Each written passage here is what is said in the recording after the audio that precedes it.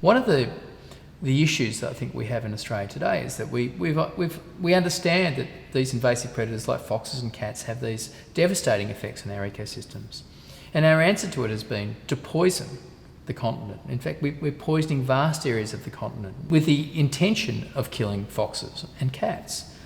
This works often and brings back our populations of native animals, but it doesn't always. In many instances, native animals get killed by the poison. But the other thing is, we have to poison forever and ever using that strategy. And it's a really risky strategy. Governments are increasingly conservative about financing biodiversity conservation programs, and if they can't get funding for poison, there'll be no more poison. I don't think that poisoning of invasive predators such as foxes and particularly cats is a satisfactory long-term solution. Look, I think we really need to be thinking about using species interactions as the focus for biological recovery programs. Things like having predators and systems, improving the anti-predator responses of native species using evolution, for example. I think it's the only way forward. If we don't do things like this and take these bold steps, they're risky steps as well, I think that what we're going to see is continued erosion of biodiversity. So collectively, I think we really do need to restore ecosystems rather than just try and maintain what's left. The benefits of introducing top-order predators to tackle cats here resonates with me. Rewilding with predators is one of a number of tools in the toolkit that we have for tackling feral cats. Restoring our native predators to their functional densities could significantly assist in the biodiversity crisis in Australia. Animals like Tasmanian devils and quolls, many of which are endangered or critically endangered, play an extremely important role in the ecosystem. Without your top-order predators, the ecosystem collapses. I think rewilding is something we have to think about really seriously and be bold and take the plunge. The key to this is actually restoring or rewilding Australian ecosystems so that we have effective species interactions. One idea that's around is that perhaps we could bring back Tasmanian devils to mainland ecosystems as a surrogate for the dingo.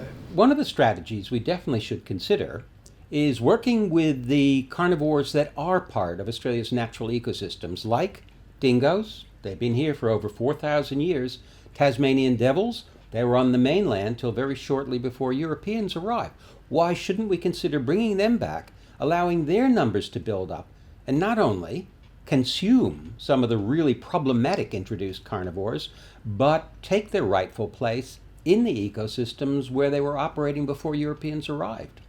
However, there are many parts of Australia where it's not socially acceptable to keep dingoes, particularly in areas where there is a sheep industry. If the science says that reintroducing Tasmanian devils onto the mainland, where they existed 500 to 600 years ago, could benefit threatened species on the mainland, then I'd be keen to support a conversation with Tasmania about that. By having a mainland insurance population, you could have a large number of devils that were disease-free and still functioning as a proper wild group. It's believed this could also assist with suppressing cats and foxes, which are a major disaster for our local species. Putting the devil back onto mainland Australia could be a very useful ecological step or a tool for ecological restoration.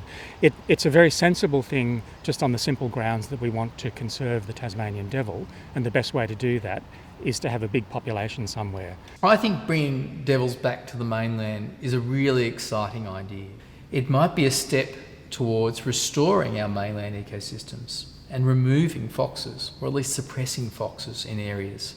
So should we reintroduce the devil to the mainland? Yes, absolutely. This is not even a new concept in Australian conservation. I guess the key question for me is, should we actually bring the Tasmanian devil back to the mainland? I'm absolutely committed to the view that we should. I think it's nuts not to think about this. If we could bring these animals back, they would inevitably start to restore the balance of our biota, and this is a key step that we should take very seriously. Devils, I think, give us a way forward. They give us an approach that might be acceptable for farmers, but also financially we can afford it. We don't need to be investing huge sums of money in poison year in, year out to suppress fox numbers.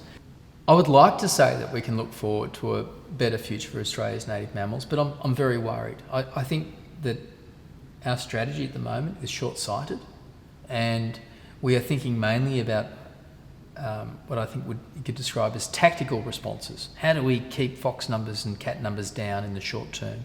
And we're not really looking ahead for long-term solutions. And I think we really need to think hard about developing long-term approaches to maintain and restore mammal populations. And we need to put influential species in that can actually knock back activity or populations of those invasive species, where they can do the job 24 hours a day, 7 days a week, with no further intervention or resourcing apart from the establishment of their populations. I think we're at a really exciting sort of chapter in biodiversity conservation at the moment in Australia.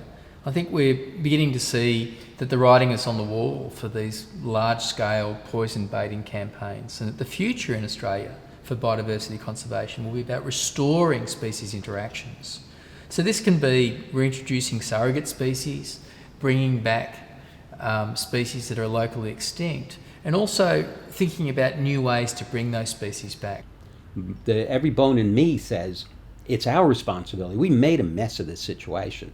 It's our responsibility to look at every conceivable technological, ecological, biological strategy we can to try to redress that balance.